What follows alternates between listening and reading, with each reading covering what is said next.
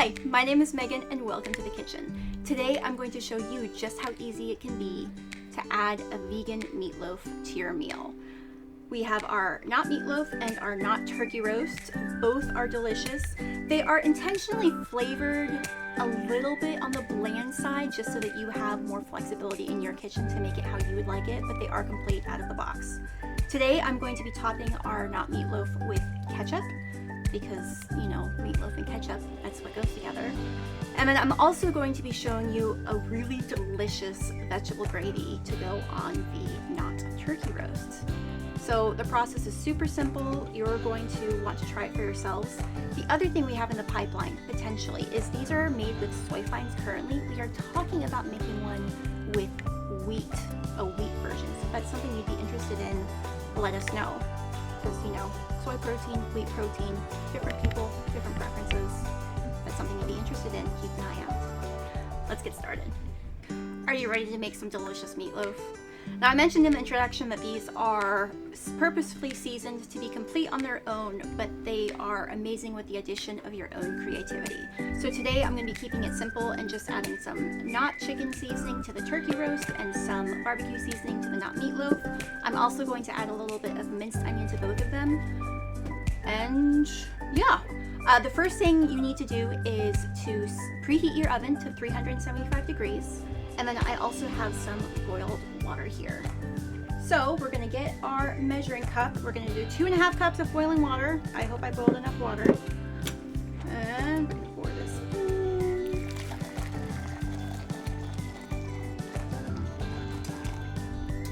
Have you ever noticed that pouring hot water sounds a little bit different than pouring cold water? That's close enough to 2.5 cups. We can add more if we need to. So we're gonna start with the not turkey roast. Pour that in. I don't know if it matters if you do the bag or the water first. Maybe on this one we'll do the bag first just to see which one works better. I'm gonna open up my not turkey seasoning. This would also be really good if you added more herbs. The not turkey roast already has a lot of herbs in it. It has parsley flakes and celery seed and basil and rosemary and thyme and oregano and marjoram. So it already has some herbs in it, but that's actually why I want to add some not chicken seasoning, is because this not chicken seasoning also has a bunch of herbs in it. So I'm gonna shake it up because, like I said, I keep my seasonings in a more humid environment than they're supposed to be in. So I'm just gonna shake some of that in. Not chicken seasoning is mostly yeast flakes, and I love yeast flakes, so I might be overdoing it a little bit, but what's new? And I'm also going to add some onion, 2 tablespoons worth. Stir that in. And then we're going to mix this up. What you see on top is some cassava flour, which helps kind of with the binding. These are made with soy fines. If you're familiar with soy curls, they are both a textured soy protein, so not really any extra ingredients there. We're also talking about making another version out of textured wheat protein. So if that's something you'd be interested in, let us know and we will speed up production.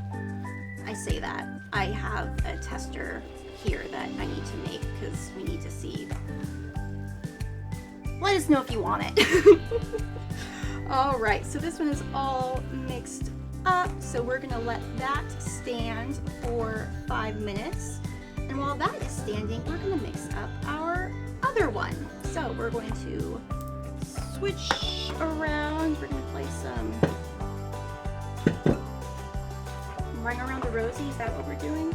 We're playing Ring Around the Rosie. Okay, so we did the water first in this one. Let's do the bag first in this one just to see if it has a different mixing experience. Experimentation is fun, right? So we're just going to dump the whole bag in. There, put in some barbecue, which I am a grade A example of why you don't keep your seasonings in a humid environment. Don't do it, people. Put some of this in. This is mostly tomato powder and yeast flakes. There is some salt in here, but I'm not really worried about over salting. either of these. So there's some barbecue seasoning. We're again gonna add some minced onion. If you wanted to take the time to fry your own onion and put it in here, that would be really good. That would really give a new, like a depth of flavor to your meatloaf. That would be good. Okay, again, I'm gonna have 2.5 cups. I'm wondering if I boiled enough water. We'll see. Ta-da! We are right there. Pour that in. I'm going to use the same spatula because the only difference between these two products is their seasonings, and this much seasoning isn't going to affect my flavor too much, right? My hand, mix this one up. I really don't think they're mixing that much differently, so choose what makes you happy with water first or contents first. You can tell I added a little bit more water to this one than to the other one. That's just because I'm not super precise with my measurements. But it makes a good point. You can alter the final consistency of your meatloaf by adding more or less water. All right, we're gonna let that sit. And while that is sitting, I am going to grease my pans. Now you could line your pans with parchment paper. You could spray them with an oil spray. I am probably just gonna get a paper towel with some oil. So let's do that. All right, I have my oil and my paper towel. I'm going to move this out of the way. You're going to want to bake this covered. That helps keep the moisture in your roast or loaf so that it doesn't dry out. So with this container, I got this at a garage sale, yard sale thing. Pretty cool. This has an ice cover that we're gonna put on it, and we're fine there. For this one, we're just going to use a piece of foil to cover it. So if you have a covered dish, fantastic. If you don't have a covered dish, that's fine. You can make it work. I'm just gonna put it's not a glug. How much is this much oil? That's not a glug, that's like less than a glug. What's less than a glug? It's not a splash of oil. If oil is splashing you, you have bigger problems. Don't get burned, folks. I think that was probably actually enough, but I can just use this same paper towel and get all the corners, because that's where things like to stick.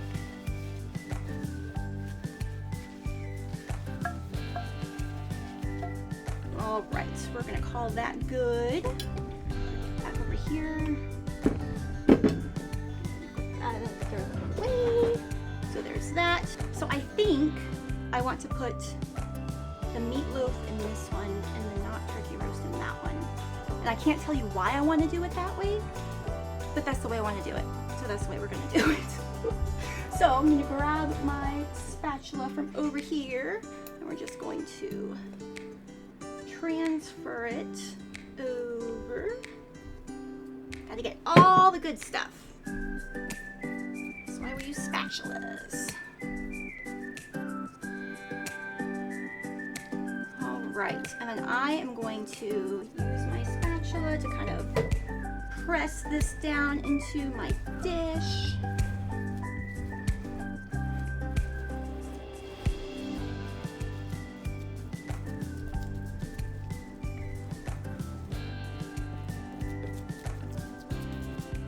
Nice smooth surface, which again, this is great for because I can like go right along the edges. You know, sometimes when you're putting things in a dish, you get the like little crispy thingies that come up. If you want the little crispy thingies that come up, totally go for it. Make this all rough. If you like the crispy stuff, make this as rough as you want to. Right, I just really want to make this, I want to make this smooth because I want my ketchup to go on more easily. That's why I want it smooth. Alright, final press in. Now I'm just going to take some ketchup. I don't think this one's been opened, so I'm going to check here. It has not been. how hard this is to pull off. Oh, that's a pretty easy one. Cool. Screw that back on. You could definitely measure this. If it makes you happy to measure things, then the recipe says optional 1/4 cup. So we're going for about a 1/4 cup, I think, ketchup. As long as it covers it, then we're gonna go with it.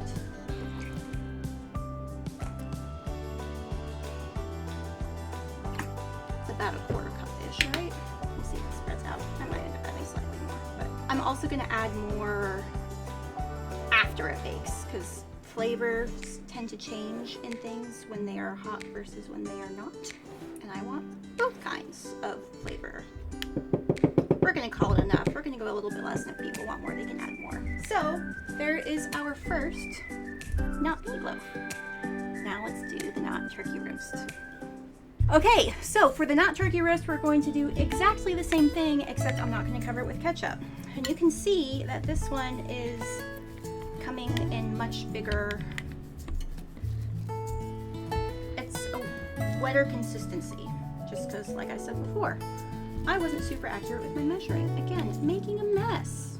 If you're doing this at home, have fun making messes, or be more careful than I am being. Those are your two options. Or maybe you're just like super talented and graceful, and if that is the case, then I envy you. And also, I'm doing this at a weird angle, so I shouldn't be so harsh on myself. But you know, we're all our own worst critics, right? I'm gonna mix this all in.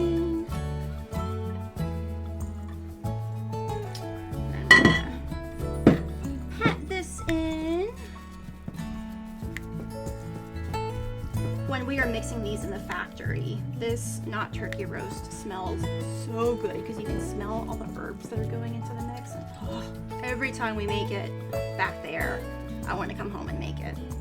I don't do it every time, but sometimes I do. And when I'm making at home, I love herbs. Like if I'm making anything, I put capfuls of dried herbs in it. So I go ham. I add rosemary, I add all the things that we said before. Rosemary, marjoram, sage, all the things I add in. And I was tempted to do that today just to show you that you could. And then I decided that I could just tell you about it, and then you could see what the not totally herbed version looks like. And we're gonna make a really delicious gravy that's gonna be fairly herby. So there is our not turkey roast. We're going to cover this in foil. My oven is preheated. We're going to cover this in foil, let it bake for 45 minutes. About halfway through the baking, I'm going to add a little bit more ketchup. And then we're going to, while that's baking, we're going to make some gravy, which I'm really excited about. I love gravy. Here's a round gravy. So let's put this in the oven. Let's put this in the oven.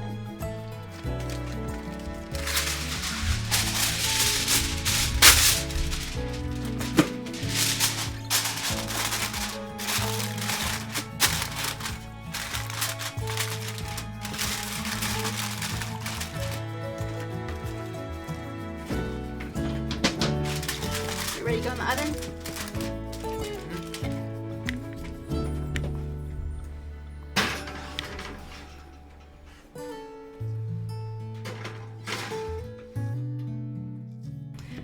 I know so many people who are afraid of gravy, and I've never really understood why. Because I think that gravy is so much fun and it's kind of hard to mess up, and so I wanted to show you how to make the gravy today. In my family, gravy, Thanksgiving especially, is where you go crazy with your gravy. So I'm not going to go that crazy, but I'm going to show you all the different things you can do. So this is more of a how-to guide rather than a specific recipe. So what I'm going to do first is I'm going to chop my veggies if I'm just making a quick gravy, I'll use minced onion and garlic, and I'll start with the roux step, and after I do the roux, I'll add all my seasonings. But for like a top-notch gravy, I like to saute at least onion and mushrooms and some garlic. Today I'm going to add a carrot just for the sake of, you can add other veggies if you want to, and it really helps broaden the flavor. So that's more of just to show you can. So first thing I'm going to do is going to chop my veggies and saute them. Then I'm going to take them out of my pot and I'm going to make a roux.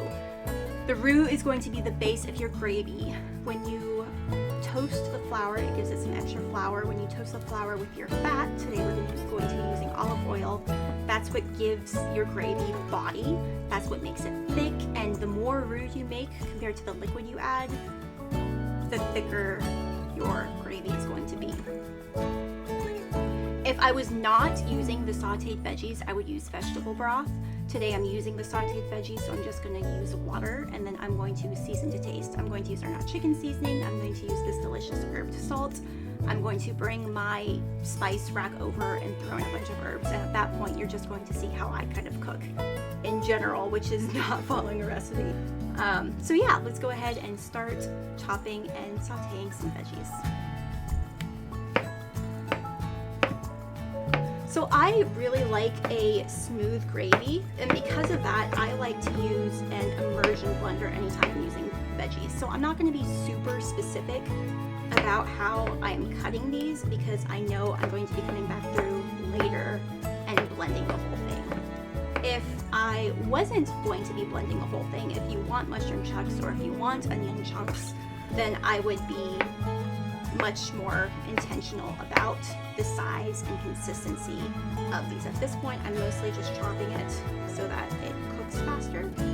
I want to get a nice bit of brown on these because that browning is going to give my gravy both color and flavor, which for a dinner gravy, I want a nice dark gravy and I want lots of flavor. So browning it is.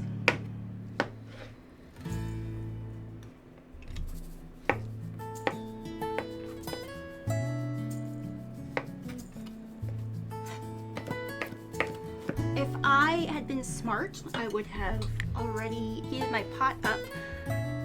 With this, it doesn't really super duper matter because even we're sauteing this to get flavor, but then when we add the water, we're also going to be cooking it. So it doesn't need, it's going to end up being cooked through, but I'm not terribly worried about making sure everything gets cooked at exactly the same rate. I know personally that I like my mushrooms and my onions to be cooked roughly-ish the same, so I should have done the onion first, and I did not. But just because I should have doesn't mean I'm not gonna do it this way because this is chopped and I want to get it off my cutting board. So there's definitely room for error, but probably do your onion first. I am not being stingy with the amount of oil here because gravy really needs quite a bit of fat in it to really like deliver the flavor and give you that nice mouthfeel. So I'm going to be using more oil than I would when I make other things because I want it to be nice and flavorful. I think that healthy eating is imperative to living a long, healthy, enjoyable life. You gotta be healthy. I also believe that if you are healthy 100% of the time and so concerned about what you're eating 100% of the time that you lose out on a lot of the joy and flavor of food. And so I think that you need to have some balance within, balance is within reason. But because of that general life philosophy, I'm not afraid to put an extra tablespoon of oil in my gravy. It's not an everyday thing. Absolutely not. You could see when I put my mushrooms in that I added a decent glug of oil in there. When I'm making a gravy, because gravy is supposed to be a topping, it is not supposed to be the main star of the show. Because it is just supposed to be a topping, I added some extra fat because you shouldn't be eating a whole lot of it, and I am a huge fan of everything in moderation. So if everything else I'm eating is pretty healthy, then some extra oil in my gravy is not gonna kill me. So there you have Megan's philosophy on that.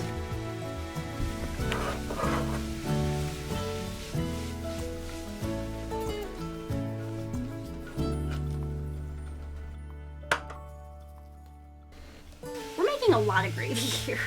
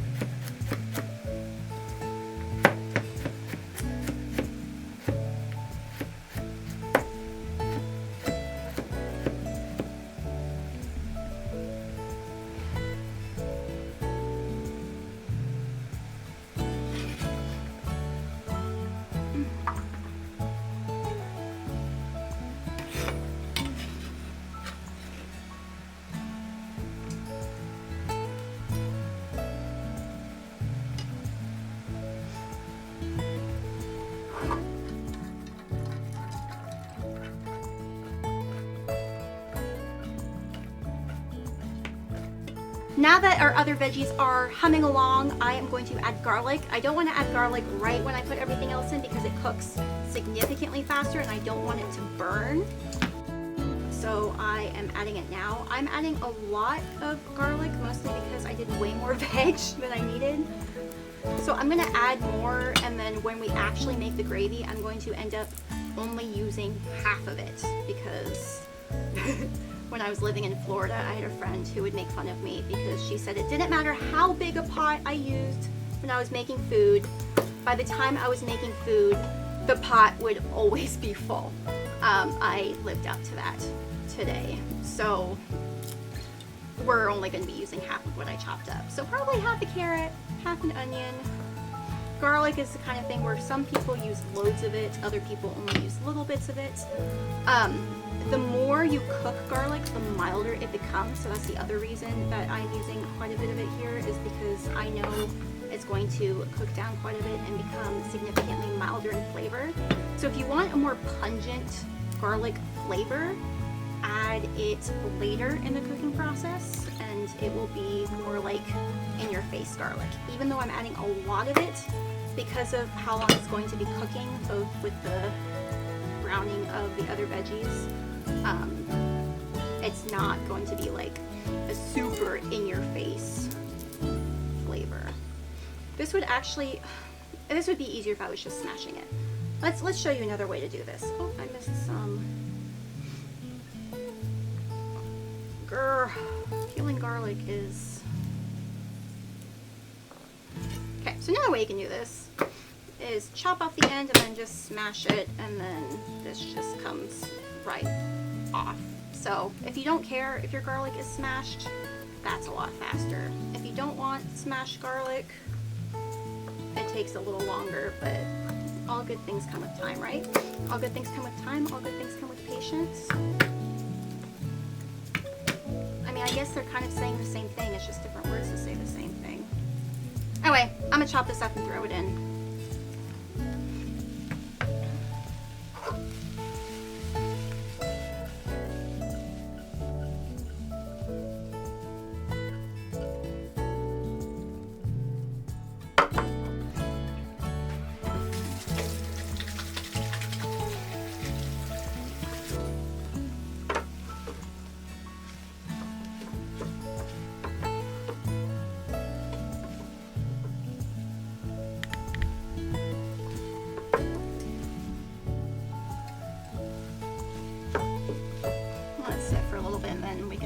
Because when I did this, there was some nice... We are right about halfway through the baking of the not meatloaf and the not turkey roast, so I am going to get the meatloaf out and I'm going to put another layer of ketchup on it.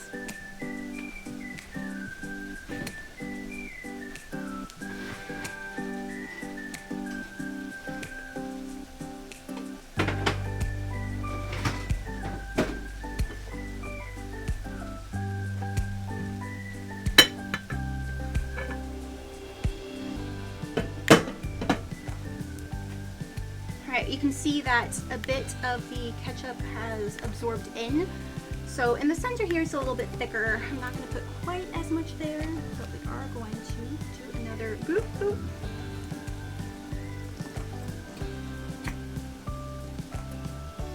There we go.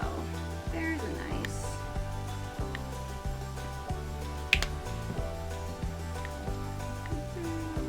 This way. Make sure it's on all the edges, and then we'll go this way.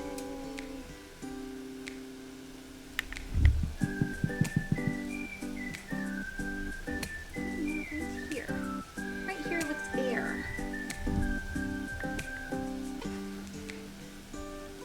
Does this really matter how it looks? Not really.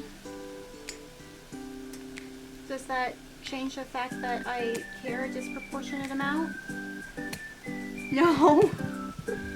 Okay, Megan, it's good enough. Leave good enough alone. Meatloaf isn't supposed to be pretty, it's supposed to be yummy. Leave it. Hands off, chefs. This back on. This is hot. Careful. And we're gonna go back in the oven.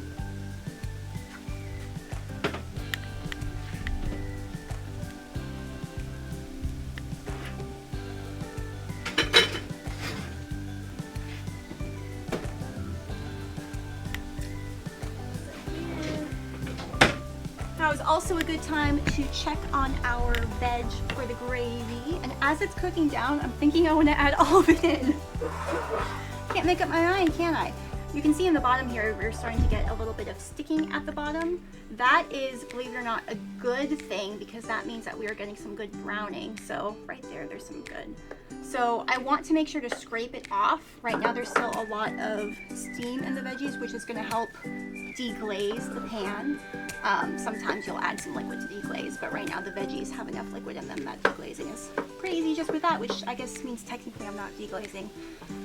Anyway, we want that little bit of sticking to happen because that indicates that we're getting some nice caramelization going. And that is where all of the flavors come in from. And let that keep going. My timer just went off, so we're gonna pull the not meatloaf and the not turkey roast out of the oven.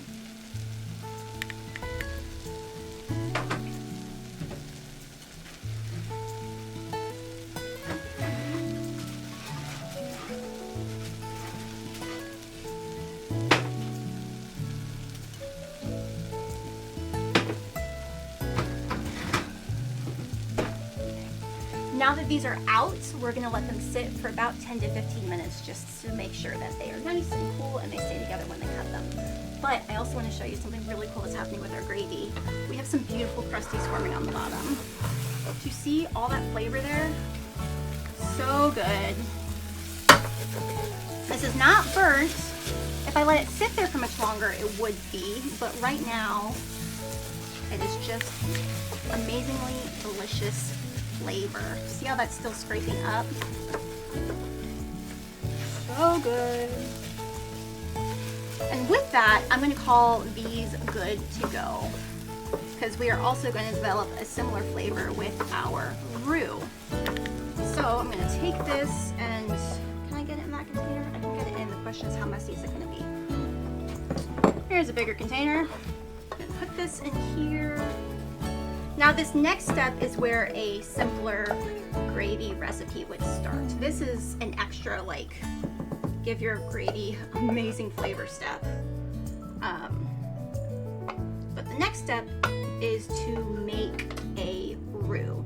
Traditionally, a roux is made with butter, and traditionally it is made with equal parts butter and flour. I am going to be breaking both of those rules because since when are we traditional? And I am going to use olive oil, and I am not going to use a 50-50 ratio just because that's a lot. And as much as, I mean, you want to make a really good gravy, use a 50-50 ratio. But also, we still want to be cognizant. So there's that. Because this is going to end up being my gravy, I don't want to wash my pot because I want all that flavor. So I am just going to turn my heat down and add some oil. And then I'm just going to eyeball the flour here. I'm going to use about a quarter cup, I want to say. It's going to take me a little longer to add it.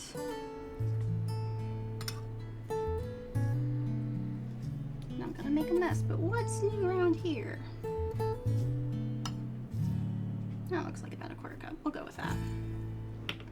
And then I have this fancy whisk that I like to use for stuff like this. It has balls on the tips of it, and that helps incorporate the oil with the flour. So we're gonna stir this up. If I was using a 50-50 mix, this would be a lot more slurry-ish. And actually, I do need to add, I mean, you don't need to add a little bit more. I would like to add a little bit more just because what I'm looking here is for the consistency of the ratio of the oil to the flour. That's what we're talking about, is ratio of oil to flour. And I grew up doing this completely by eye, so that's what we're doing. I can tell you, traditional is 50-50. I'm telling you, this is less than 50-50.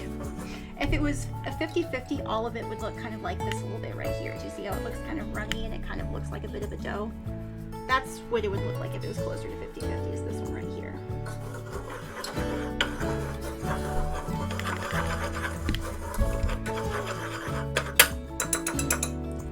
was making a breakfast gravy, I would just want to be toasting this to get rid of the raw flavor. Because I am making a dinner gravy and I want a darker gravy, I'm going to brown it a little bit more. So we'll check in once it's browned, probably about 5 minutes-ish, and then we'll check in. See you then. Once your flour starts browning, it's going to brown pretty quickly. So you can see I have some extra dark on the bottom of the pan here. That's just because I did the vegetables first. You can see that my flour here is no longer white. I would like to toast that a little bit further, but at this point, like I said, it goes really quick, and I have a habit of saying I'm going to let it go a little further, and then I don't realize I'm letting it go a lot further. So we're pretty good right there. I have boiled my water because if you add cold water, then your gravy ends up being lumpier. So I'm adding hot water just so that you know it's less lumpy with hot water. Again, because I like a really smooth gravy, I'm going to be using an immersion blender, and so it's really not going to matter whether I get this smooth or not, but I want to show you that you can. So my goal is to do it right so that you can, but also know that I'm not perfect, so we're going to see how this goes. I make this all the time. I love gravy. Okay, so I boiled my water. That's pretty much where I want it to be. Grab my water. Like I said before, if I had not sauteed these veggies, I would use vegetable broth. The only reason I'm using water is because I've sauteed veggies and I have my not chicken seasoning. Otherwise, use vegetable broth. It's gonna be better. We're gonna do this. And I'm just gonna pour this in slowly and let it incorporate.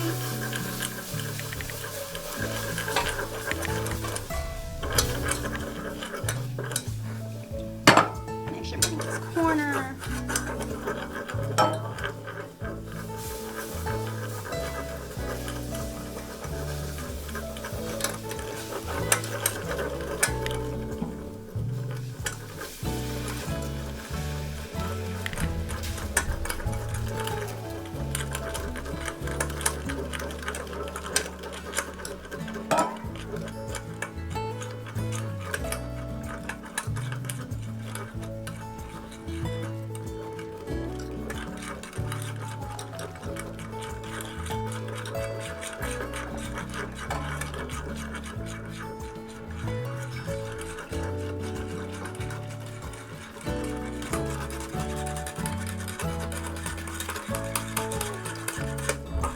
Probably added it too fast in that last little bit, so I should have done about half that.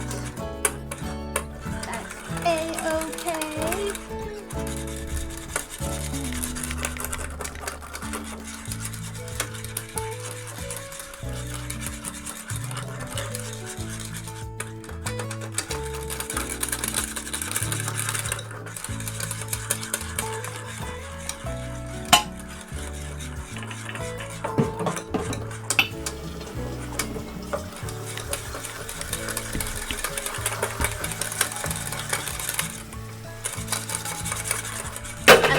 Hot water was mostly for that point. Once it gets to this point, it doesn't need to be hot.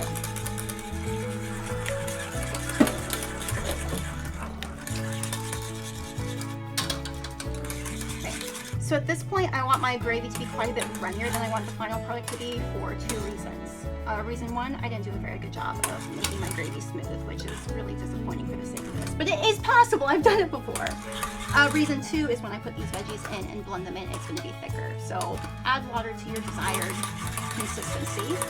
Before I add the veggies in, I'm going to add some not chicken seasoning. I'm going to add a tablespoon or two of that because that is going to be our main not vegetable flavor. And then I'm also going to add some salt. We have this herb sea salt that is delicious. Throw some of that in.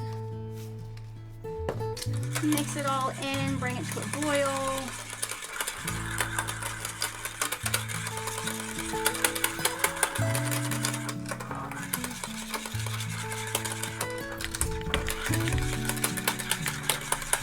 I'm going to bring my spice rack over here so we can just dig in. So I like my gravy to have a little bit of a kick, so I'm going to add just a bit of cayenne. Again, you're not supposed to dump things directly in your pot because that's what causes humidity, and that's why all my spices stick. Do that. I know that I want an herby gravy, so I'm going to add some rosemary before we blend, just because rosemary tends to be very sticky, and I want to make sure that one gets blended in. A little bit of cumin in my household goes in everything you make that is savory. Not a lot, not enough so that it tastes like, oh my goodness, there's cumin in this. Just enough to give it an extra little bit of warmth and flavor. So, a little bit of cumin.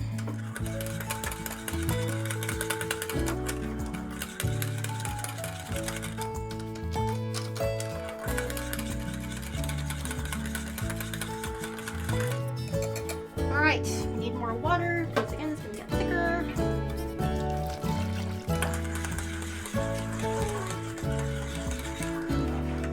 And boil, my friend. Heat up on patient.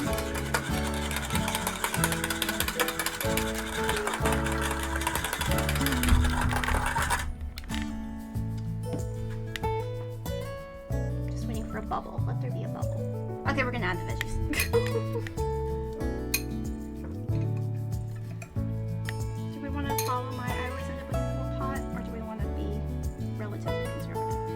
I added about half my veggies.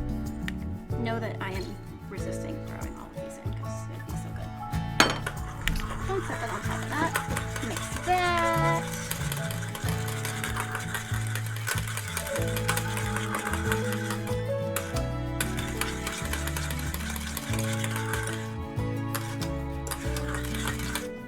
All right, and now comes the fun part. I'm going to use my immersion blender. I love immersion blenders. They hide a host of sins when it comes to gravy. Okay, so plug this in. Make sure my stove doesn't come unplugged because we've had that happen before. And here's some noise.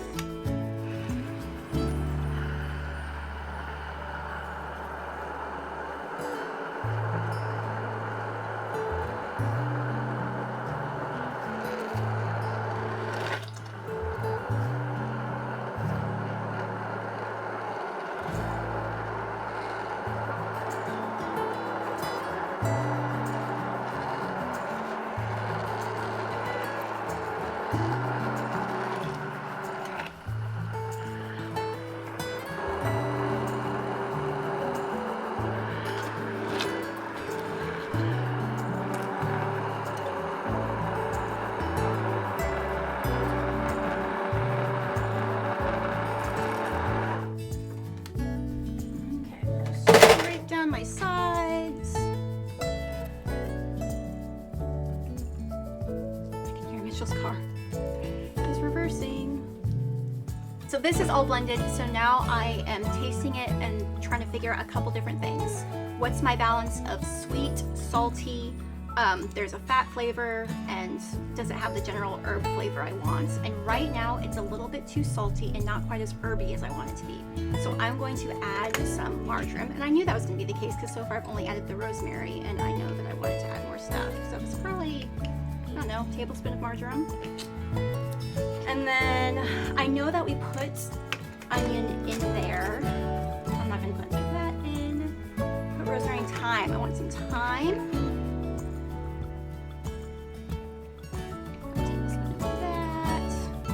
Also going to add some oregano, which is onion, salt, oregano. It's supposed to be in alphabetical order. All right, so there's that.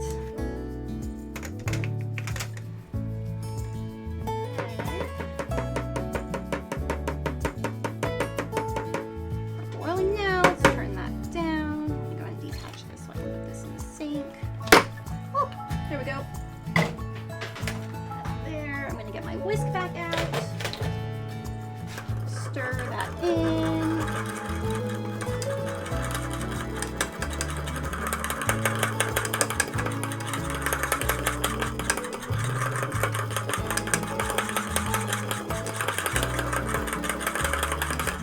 Now, the other things I'm looking for here is I'm trying to figure out how much sweet and how much acidic flavor there is, because all of those things need to kind of work together. to form a really good gravy. So I'm going to add a splash of honey. I think I'm going to do just a little bit of honey, and I'm also going to add just a little bit of lemon juice. Honey. So I'm just going to slice a little bit off the top of this lemon here, which is it the most efficient way to use a lemon? No, but I only need a little bit. I'm going to squeeze in some lemon. You could also use some apple cider vinegar. Make sure I don't have any pits in there. Squeeze a bit of lemon. All right, so we added some lemon, and now I'm just adding a bit of honey. Just like that. Mix that all up.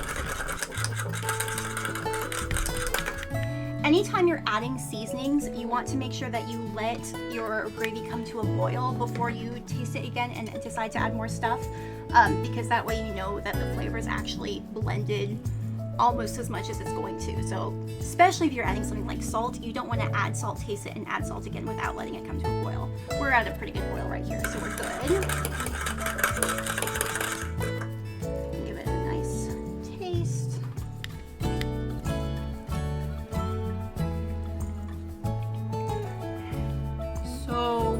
So good. I probably added just a little bit too much lemon juice, but it's still amazing. So we're gonna turn that off, and we're gonna get ready to plate our meatloaf and turkey roast.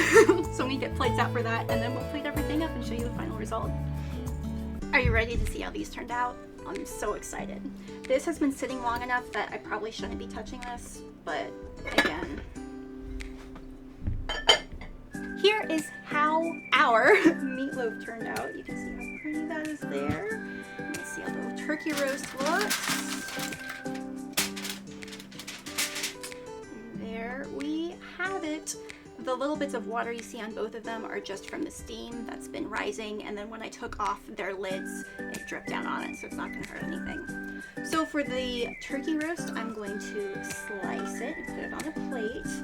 The reason we wanted to let them sit is to kind of, if you slice them when they like first come out of the oven, it's gonna just fall apart on you. So we had to let it sit so that it would have a little bit more structural integrity. And we all know that the first piece out of anything is a little messy, so we're not gonna judge the first piece, okay? We're gonna let it do its thing, and it's gonna look the same in our stomach, and it's still gonna be delicious. So we're gonna take this out. There's our first slice. Let's get another tool here.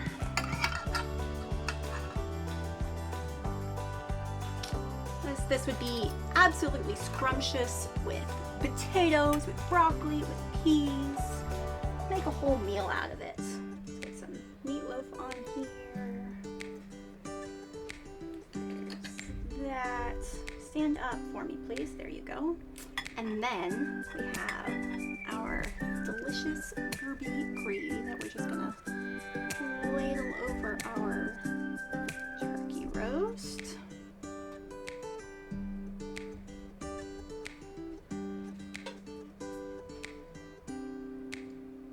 Just like that. How easy was that?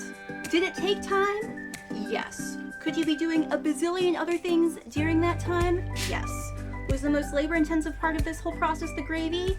Yes.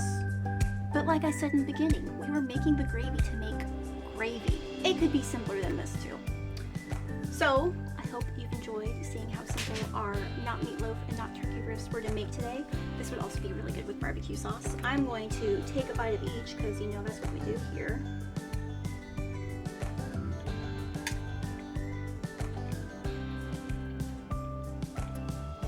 Don't give this to a meat eater and tell them it's meat. Tell them it's veggie meat. And they might like it. That's really good. Okay, I'm so excited to have a bite with the gravy.